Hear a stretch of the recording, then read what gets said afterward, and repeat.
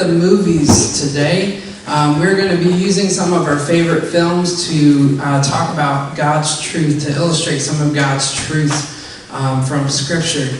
And the thing is, even though this is something that culture has given us, God has a monopoly on truth and gives us everything that is true is from God. And so He is giving this to us through other things. So all truth is God's. And we're just going to be taking bits and pieces from films to learn about God. So I think it's going to be interesting. But I took a class in college called Philosophy and Theology in Film.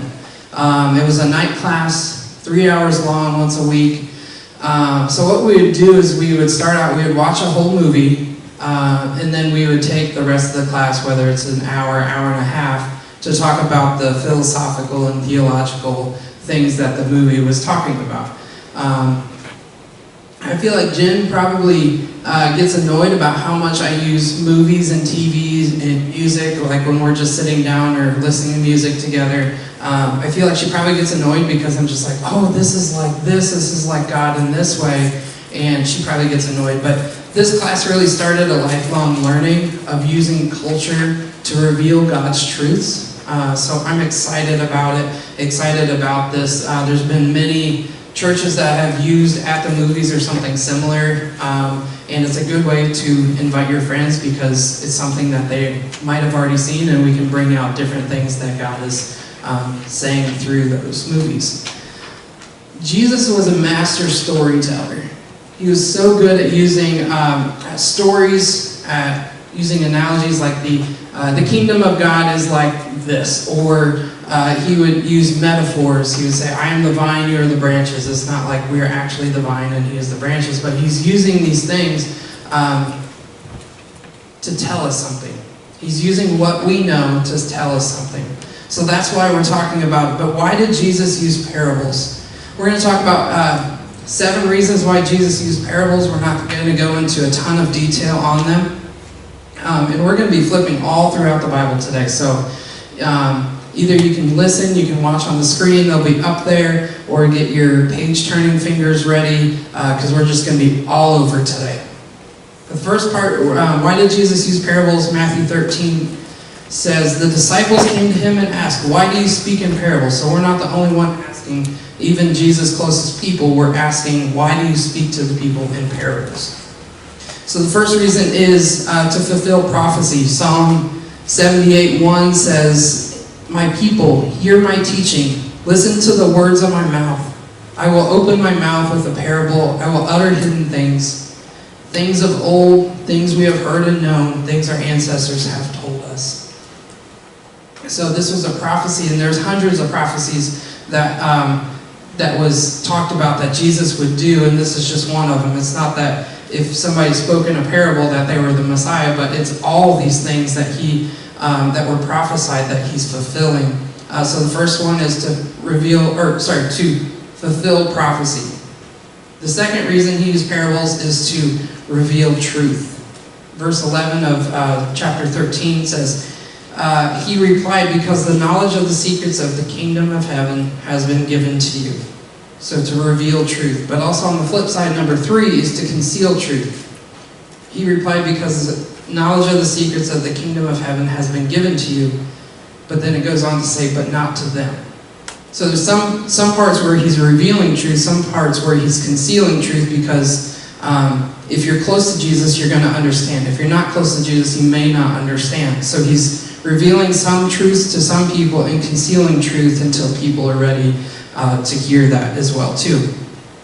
Number 4, to illustrate truth, just bringing how this truth applies to our everyday life. Just this is what God is, this is who God is, and this is how this applies. So he would use parables, the parable of the prodigal son, many other parables to bring truth to everyday life. The 5th reason is to make truth relevant. If we were just to read the Bible and it was just 100% laws and truths, it would be pretty boring. So it's 25% laws and truths in the Bible and 75% stories. So we hear about how God has used other people, how people have messed up and fallen away from God. They use a lot of stories to apply this back to us, to make truth relevant, instead of just, here's a list of stuff you have to do, have fun. But it really gives that relevancy to us. Number 6 is to captivate attention. Jesus avoided the boring. I believe he was a man of showmanship, not for the show, but because it captivated attention. Did he have to turn water into wine? No. Did he have to walk on the water? No.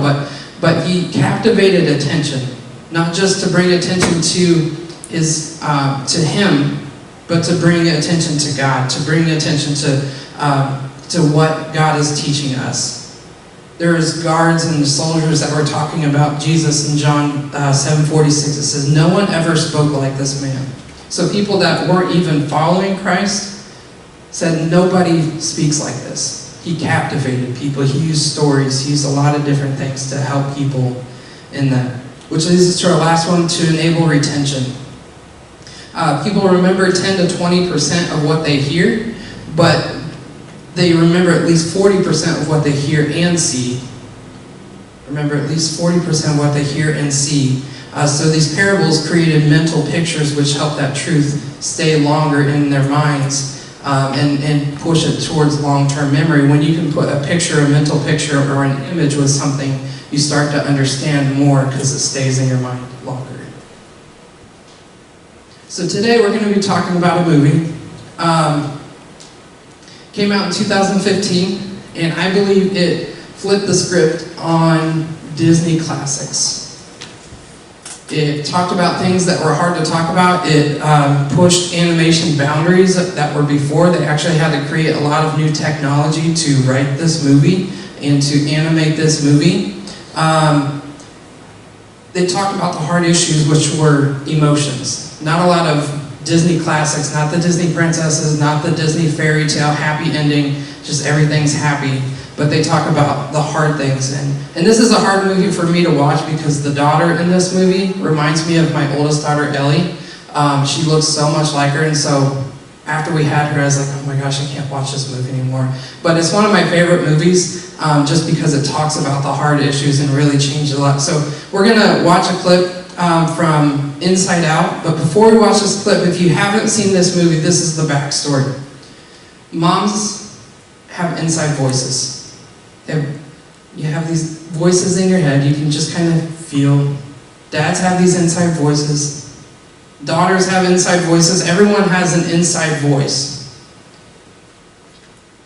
They talk about these emotions, these voices. They put characters to these different emotions that are joy, sadness, fear, disgust, and anger. That's the main emotions. But every single person has these. And if you're listening outside,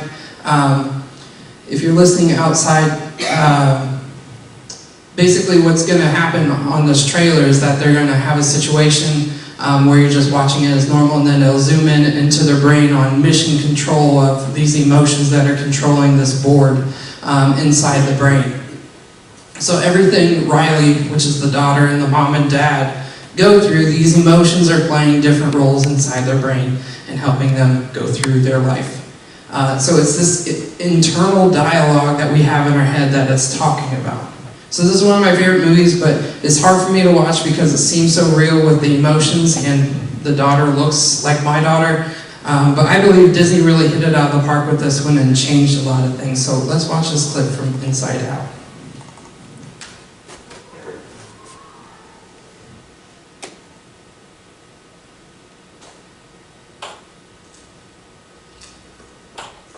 So, how was the first day of school? It was fine, I guess.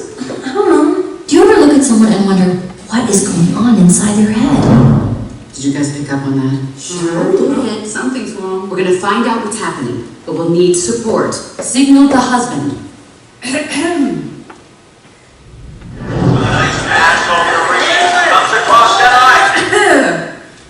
Uh-oh, she's looking at us. What did she say? What? Oh, sorry, sir. No one was listening. Is it garbage night? We left the toilet seat up. What? What is it, woman? What? Signal him again. Ah, so Riley, how was school? You gotta be kidding me. For this, we gave up that Brazilian helicopter pilot?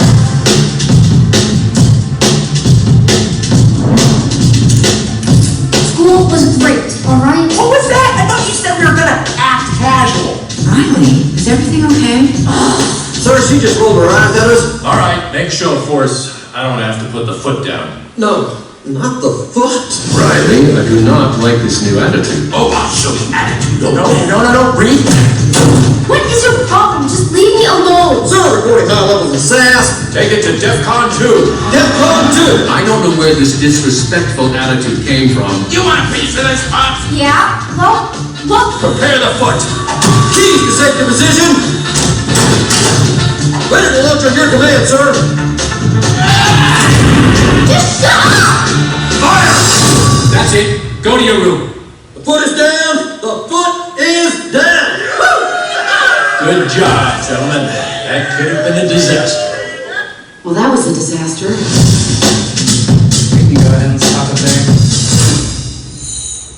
God. So, the foot is down. There's always been times that, even with my kids, where I'm just like, you know what, I've had enough. The foot is going down right now. I'm not dealing with this. But before we really get into this movie, I want to talk about some myths about emotions.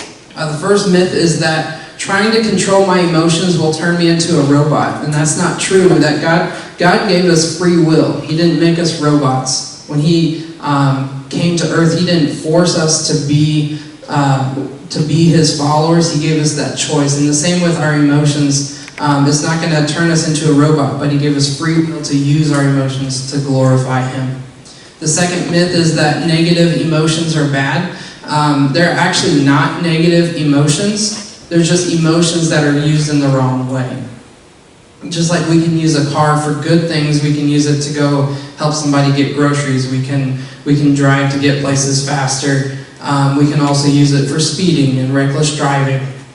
And just like the internet can be used for good, for communication and connecting with people from overseas, we can connect with a lot of people. The internet can definitely be used for a lot of bad. So there's not negative emotions, they're just emotions that are used the wrong way.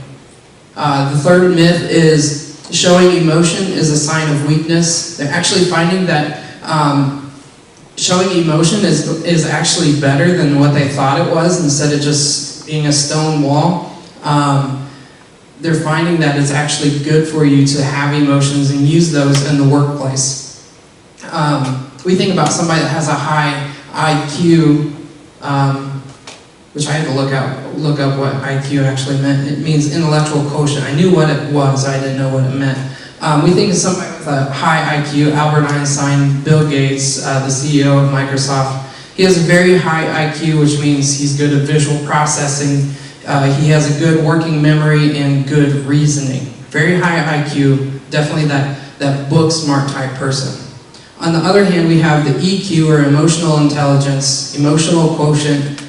Somebody we might think that we know, somebody that's in the news, Jeff Bezos, has a very high IQ. He's the CEO and founder of Amazon. He has a very high EQ. So he's good at identifying emotions, relating to others, and has good social communication. This is kind of more the street smart type person, not the book smart. Definitely different. The IQ and the EQ, they're both good for things, but they're finding that having a high IQ is not always the best thing. Having a good control of your emotions is actually becoming better than what they thought. The last myth is that you have to talk about your feelings to be emotionally healthy.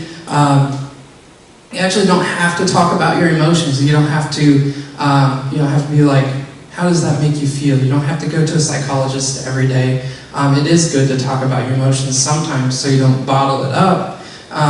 But really what is healthy is understanding your emotions, understanding how that makes you tick, why that emotion came up. Understanding is going to be healthy for you, not necessarily you don't have to talk about them all the time. Every emotion is from God, and I want to explain that. That God, when He first created, He created everything out of nothing. There was nothing, He created a lot of things. So he created mankind in his own image. This is Genesis 1:27. He created mankind in his own image. In the image of God, he created them. Male and female, he created them. So the word that's talked about is the imago Dei, which means the image of God. That we are made in the image of God. So that's what he's talking, that's what Moses is writing in Genesis. Is that we were made in God's image. And it repeats a lot because they didn't have punctuation to use. So they repeat instead of an exclamation point, they repeat things in different ways that are very similar. They're saying that has a lot of importance. So if you see something repeated in the Bible, it has a lot of importance. So God created all the animals. He created the earth. He created light, dark, plants, everything. He created all these things. He said it was good.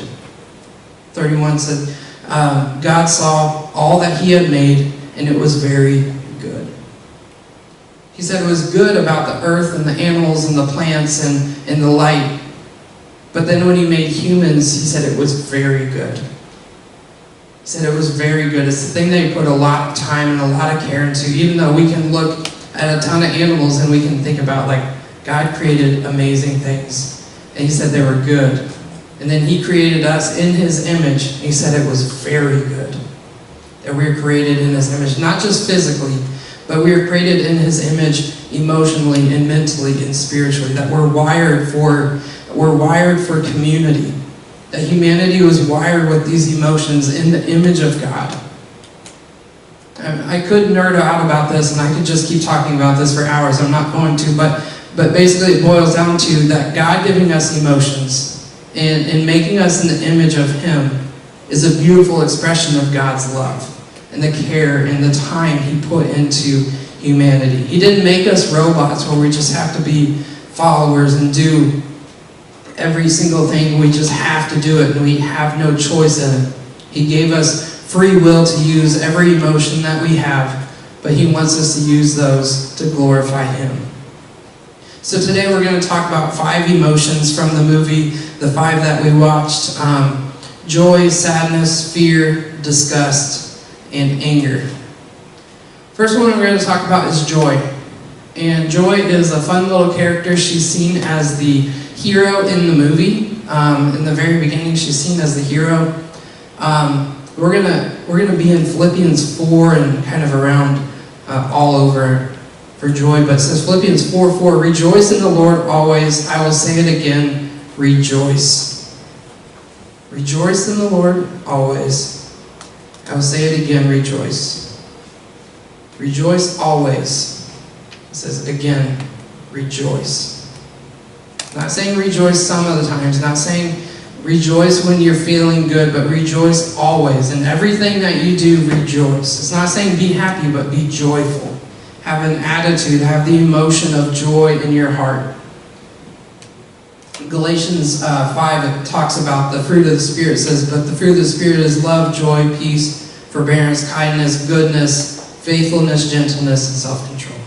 There's 9 of the fruit of the Spirit, but there's only one of those that's actually an emotion, and that's joy.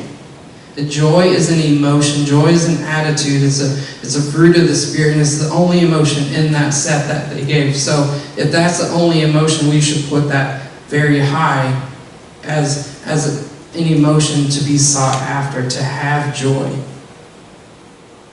Psalm 118:24 says, the Lord has done it this very day. Let us rejoice today and be glad. The Lord has done it this very day.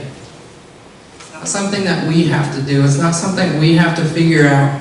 It says, let us rejoice and be glad, because we can know the end. We know that when we die and when we pass away, that if we are with Christ, that we can be his, and that the end here on earth is not the end forever, that we can have eternal life after this. The end is not the word. There's something else to come, and that God gets the final word. It's like in elementary school or middle school where there's just immature, it's always boys, immature boys, like we start clapping for somebody and there's always somebody that has to have the last clap. There's like, everybody gets done clapping, there's always the one that's like, and then across the room. And there's always like this contest, who can have the last clap? But God gets the final word, God gets the last clap, God gets the last say in all this. He gets this, the end is not the end. And we can have joy knowing in our circumstances that the end is not the end, that there's something better even than on this earth that is to come. That we can have joy in the hard times. Which leads us to very different emotions. The rest of these are more difficult. We understand joy. We understand joy in the church. I don't think sometimes the church is the best at using, I'm not talking here, the church in general, at the best at using joy, but we know that joy should be in the church. We know that. But these other four that we're going to talk about are ones that you're like, can you really use those? You really use those? The next one is sadness. We're going to talk about. She's seen as the villain in this movie in the beginning. And that turns later. But she's seen as the villain. She starts turning these memories of joy, these core memories, from joy to sadness. After Riley and her family move across the country to San Francisco, she's starting to miss her friends. She's starting to miss hockey. She's starting to miss Minnesota. Starting to miss all this. Which leads me to the verse, John 11:35. Shortest book in the English Bible. If you read it in a different language, it might not be the exact shortest, but this is the shortest in our English Bible, is Jesus wept. Two small words that I believe have the most impact on our life. That Jesus wept. This is right before Lazarus was raised back to life. This is right before all that. Jesus came into the town of Bethany, and he came in and he felt that emotion. He felt what everybody else was feeling. There's people that were mourning. There's people that were sad. There's people going through hard times. And Jesus starts to feel that. His dear friend has died. He's walking into this, hearing about it. Jesus wept. Jesus wept. He already knew the end. He had the joy. He had the joy knowing what the end was going to be. He had joy in that circumstance. He knew that. But he wept. He was fully God, but also fully human, that he came as a baby to this earth to be with us, to be Emmanuel, God with us. And Jesus wept with the people. Instead of just like, oh, let me just fix this, I'll just raise him back to life, it'll be fine. He wept, he felt the pain, he felt his own pain. He was fully God and fully human. He was with the people. And when Jen and I, when we were first pastoring, Jen was a youth pastor, and I was an assistant pastor at a church in Sturgis, South Dakota. We were about 4 or 5 months into that church there, and it was right before youth group. We got a call from our senior pastor. We had heard that there was a car accident, and one of our teens was involved in that car accident. And they knew that there was 2 people in the vehicle. One of them had passed away, the other one they weren't sure, and they couldn't tell who was who because of the bad accident. And then about 10 minutes before youth group, we actually found out that it was the teen that was in our youth group. He was the popular kid, he was the fun kid, he had a lot of friends, everybody looked up to him. He passed away in that car accident. And I remember the middle school teacher that was leading the middle school girls group there. We had a middle school youth group and then a little break and then high school. It was her son that passed away, and she was there. She heard the sirens during discussion group, and she just felt something was off. And so she left, and she found out all this information, and it shook our youth group and our church and our community, that school. There's almost 2,000 people that came to his funeral in a town of 7,000. So a lot of people came to that. A lot of people were impacted by that. Fast forward a couple years, it's about 3 or 4 years later, we had another student that passed away, not from our church, but another student at the high school passed away in a car accident. And the first people there to their house, they heard about this. The first people were there were not the police. It was not an ambulance. It was not a pastor. It was the person that lost her son before. Because she understood that. She understood that pain. I couldn't go there and be like, I understand. Because I would never understand that. I would never understand losing a child like that. And I couldn't be there for them in that situation. Not saying that you can't be, but she totally understood what they were going through. They just lost their son in a car accident years before. They were the first person there. And that's how Jesus is, that he understands our pain and he comes to be with us. He comes to be with us in our sadness and wants to help us through it. The next emotion we're going to talk about is fear. It comes from Proverbs 9:10. It says, "The fear of the Lord is the beginning of wisdom, and the knowledge of the Holy One is understanding." Proverbs 15:33, "Wisdom's instruction is to fear the Lord, and humility comes before honor." The fear of the Lord is the beginning of wisdom. Fear of the Lord is the beginning of wisdom. There's two types of fear that we have. We have fear that is bound with comfort or not wanting to go forward. But there's also fear bound with courage that propels you forward, where you get heroic acts. Even though in the face of fear somebody runs into a burning building, you get that adrenaline to flip a car back over. You have that fear, but you also have courage that propels you forward. And that's the fear of the Lord. Even though the fear of the Lord, I was confused at first a couple years ago. I was like, what does fear of the Lord mean? It's not like a creepy, it's not like a scary fear, but it's understanding, like realizing that God is God and we are humans. It's like this reverence, like if we were to meet the Queen or the President or a world power leader, if we were to meet them, we wouldn't want to cross their path in the bad way. We want to be on their good side. You just have that understanding, that reverence for them, that they have that power. The fear of the Lord. The fear of the Lord is that second one, that fear bound with courage that propels you forward. It's not something that holds you back, it helps you.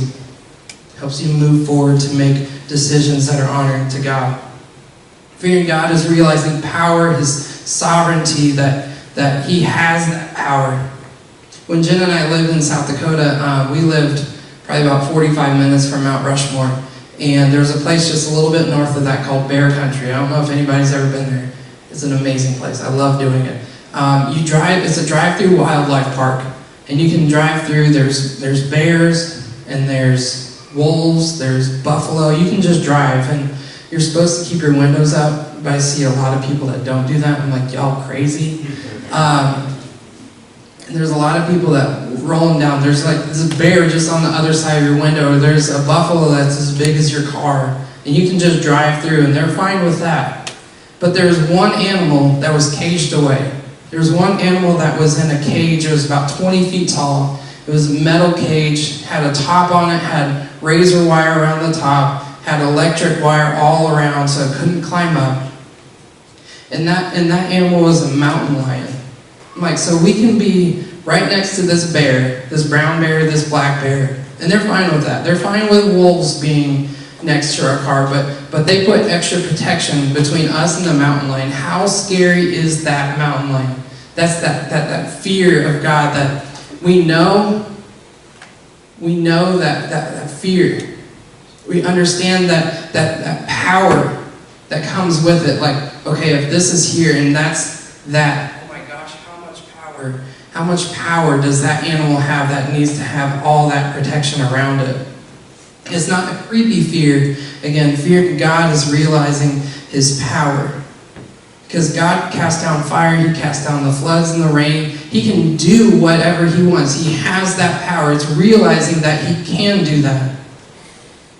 It says the fear of the Lord is the beginning of wisdom. It's realizing, it's respecting. You don't want to be on His bad side. You want to be on His good side. Leads us to we have two more emotions. The next one is disgust. It's like, there is no way I can use this in a sermon. We can't talk about disgust in a church and use it for the glory of God. Turns out you can, because I did some research. 2 Peter 3:14 says, "So then, dear friends, since you are looking forward to this, make every effort to be found spotless, blameless, and at peace with Him. Bear in mind that our Lord's patience means salvation, just as our dear brother Paul also wrote you with the wisdom that God gave him. He writes the same way in all his letters, speaking in them of these matters, His letters contain some things that are hard to understand, which ignorant and unstable people distort as they do other scriptures to their own destruction. So dear friends, make every effort to be found spotless, to be blameless, and at peace with God. It's one of the things that we're about here at Trinity Wesleyan, to search within, find the things that are holding us back from God, and getting rid of those, getting 1% better, trying to get 1% better each day to try to become closer to God. Then we work on something else. We search within so that we can be found blameless and at peace with Him. And disgust comes into this. It's in the movie, disgust is the thing that keeps Riley from getting sick. Because there was a time where there was broccoli on pizza and she was like, no, we're not doing that. That's that disgust. It's that protection. It's that protection of when she goes into a situation where she knows when to hold back, when she knows what's wrong, what's good, and what's not. Because then it goes on to say, it talks about things that are hard to understand, which ignorant and unstable people distort to their own destruction. Then we distort the things that we say that that bad is good, and that these things that are of God are not actually of God, and that we should actually be doing it this way, that we're twisting Scripture, but that we're found blameless and spotless and following so close to Christ that we know the laws that are written on our hearts. We know what good is, we know what evil is. We know these things deep down. And Paul talks about this in Romans 5. He's talking about the justification for us. The end of chapter 5 in Romans is that being in right standing with God. That we're no longer guilty. That if this were a court system where there's the defendant, and that's us, and there's the plaintiff who's God, and he's saying that these people have done this, and Jesus stands in between and says, they're no longer guilty, I will take the guilt of that person. And God says, that's fine. I'll let you take that. Took on the sins for everyone, became the sacrifice for us. He became that in-between to satisfy the wrath of God. He became that for us. That legality is finished. Then the beginning of Romans 6, it says, shall we keep on sinning so God can show us more grace? By no means. It would just be like taking advantage of the system. If you had a friend that just kept taking advantage of you over and over and over, at some point you would cut them out of your life. Just saying, by no means, it's not going to get more grace. You're just using that person to do what you want to do. Disgust keeps you safe. Disgust keeps Riley, the daughter, keeps her safe. Keeps her emotionally safe. Disgust is the protection for what would happen if we just were left to our own self. Disgust is the thing that helps us make that gap, that chasm between us and God smaller and smaller, that we're getting rid of things, that God is showing us that grace. By ridding ourselves of sin, God's grace will be more evident to the good work that He began in us. Leads us to our last one. And this is the one I was like, can you really talk about this one in church? Can anger be glorifying to God? I'm like, no, anger can't be glorifying to God. And I was reading in Matthew 21, verse 12, it says, Jesus entered the temple and began to drive out all the people buying and selling animals for sacrifice. He knocked over the tables of the money changers and the chairs of those selling the doves. It reminds me of like every game of Monopoly. I have never finished a game of Monopoly. Number one, it's too long. Number two, there's too many emotions involved in Monopoly. So if you get me Monopoly, I won't play it. I'll probably just throw it away. But in verse 13 it says, He said to them, my scriptures declare my temple will be called a house of prayer, but you have turned it into a den of thieves. Did Jesus just have like a bad day? He was just walking in Jerusalem. He stubbed his toe or his sandal ripped or something like that. He just had a bad day. I had a bad day on Friday. I was working at a house. Jen and I bought a house for Jen's dad, and we've been working on this house in Smyrna. And I've been working on it after work, and Oh my gosh, working on it too much. I was working on it on Friday, and I guess when I was cutting out a stud a couple weeks ago, I didn't realize I nicked one of the water lines, and then when I turned the water back on, nothing happened. But then when I got the hot water working, it started coming through and it made it soft, and it just water everywhere. All on the new kitchen cabinets I just put in, all in the crawl space, all over the subfloor. I had to take the subfloor out. And I didn't have any towels, I only had one fan, and I was like, that's not gonna do it. And I didn't have my shop vac with me. And so I ran to Walmart from Smyrna and got back. I got the towels and I got some fans. And I take the new fan out of the box, I plug it in, turn it on full blast, because I'm like, this thing's gonna work, I'm gonna do it. Turns on full blast, forgot to put the feet on this stupid little fan. What it did is as soon as it got to full blast, I was just sitting there, full blast, fell over, the fan blade broke off, started shooting out plastic shards at my face. I was like, forget this fan, opened the door, chucked it out the door. I was like, I'm sick of this, shut the door. I was like, I'm just gonna use the towels, I got towels. So I start wiping it up, and then I slipped a little bit and kind of caught my balance, came up, whacked my head on the bottom of the cabinets I just put in. It was a bad day. I didn't think it could have got worse. And I was just like, at one point I was like, I'm just gonna go home. I'm done with this. I'm just gonna let it dry out, and I'm gonna let me cool off. But Jesus didn't have anger like that. It wasn't just, he was just mad. He wasn't just mad because there was people there. He wasn't mad that there were money changers there, because that was normal. There was people that were coming from faraway lands that had different currencies. But what Jesus was mad about is that these money changers were extorting. They were extorting these people. They were charging them way too high, 2, 3, 4 times as much as they should have been charged. And they're just extorting these people that were coming to make their sacrifices of their doves or their lambs. And these people just want to come worship, and they want to make their sacrifices to God. Jesus wasn't angry about the money changers. He was mad about them extorting people and not letting other people come worship. When we lived in Sturgis, we had the Sturgis Scoopers. That was the high school mascot, Sturgis Scoopers. One of the dumbest high school names I've ever attended. Sturgis Scoopers, and I call them the Pooper Scoopers because they hadn't won a football game in I think 11 years. Yeah, it was like 11 years. They were on SportsCenter for the team that hadn't won. They were the longest team that had gone without a win. So they were on SportsCenter, so that's something. So there were the Scoopers, and I was like, what's the Scoopers? So they told me the story of the Scoopers is back when there was the gold rush in the 1800s in the Black Hills.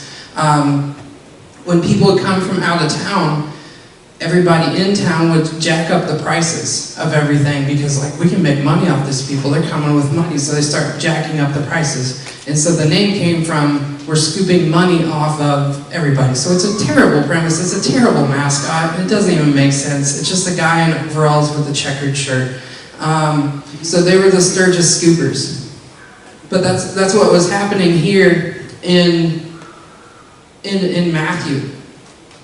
That these money changers were just scooping off this money from other people that just wanted to come and worship. Jesus was mad about the injustice. He was mad that people couldn't come worship him. That's why he flipped over the tables. That's why he turned over the chairs. And that's why he was frustrated and had the whip and everything. He was just mad because people should be able to come in and worship God. Not be hindered from that. Jesus gets angry about injustice. It was a righteous anger. You can be angry about human trafficking. We can be angry about abortions and porn and people that are hungry, people without clean water, people that are poor, the helpless, the cast out. You can be angry about those. If you want to be angry, find the heart of God first. You find the heart of God. What makes God angry? Find the heart of God, the people that are pushed out. Then go be angry about injustice.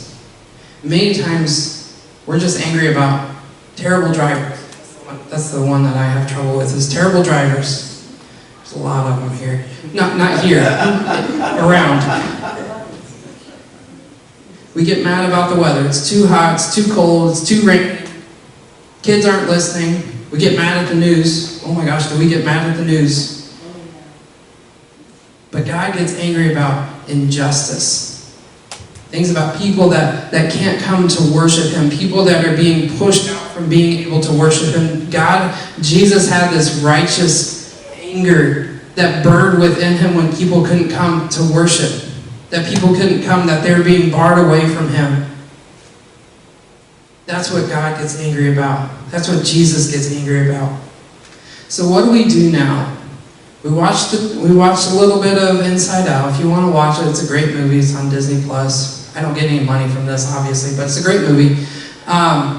What do we do with all this information from this movie? We can have joy knowing that God has the future, that He gets the final say.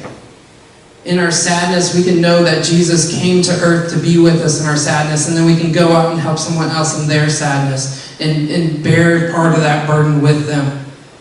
We can fear God and know about His power and want to be close to Him. We can be disgusted at the things that hold us back, that gap between us, that hold us back from God. And we can be angry at injustice. If you haven't seen Inside Out, you should. But if you haven't seen it by now, there is a spoiler alert I'm about to say. So if you hadn't seen it, it's not my fault. It's been out for 7 years. But Joy, at the beginning, she's the hero. She's the happy-go-lucky. She's the fun one. Sadness is the villain. She's the one that's messing up these memories, making Riley sad, making her miss hockey and her friends in Minnesota. She's making her miss all that. But then Joy, at the end, realizes that sadness is actually the hero in this movie. That sadness was taking some of these memories and helping her to be sad and understand the things that she had gone through to become joyful later. That she was able to use her sadness to propel forward. And the goal of emotions is not to be happy. The goal is to become like Christ in the image of God, and physically and emotionally, that we are the image of God. And Jesus was the master of emotion. He was joyful. He was sad. He knew the things that kept people back. He got angry at injustice. So every emotion, there's not negative emotions. There's just emotions that are used the wrong way. And we like to talk about joy, but these prickly other emotions can really become a catalyst of joy for the future.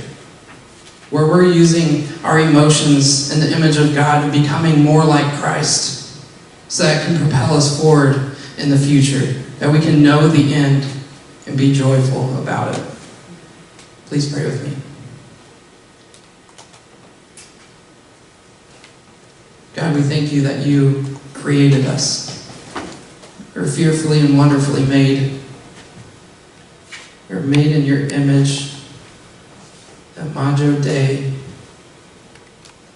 God, we are made in your image.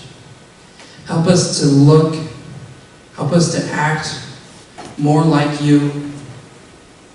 Help our emotions to be glorifying to you, that when situations come up, we don't have to just put on a face. We don't have to just be happy, but we can go through the emotions that you have given us. Help us to use those for your glory, that we can help others have the emotion, that eventually when joy can become the catalyst, all these other emotions can become the catalyst for the future.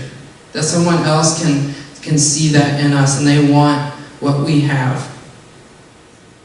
That we're not just fake, but God, we're real. You made us real. You made us with emotions. God, help us to understand them and use them for you. Pray these things in your name. Amen. Have a great week. Next week, we're still going to be taking candy. A little bit more candy would be great if you want to be on the float, if you want to pass out candy. I'm going to be there, so it's going to be a party. So you should come hang out with us. 4th of July parade. We're going to be lining up at 5 o'clock. If you want to do that, I'll give you some more information about that. So have a great week.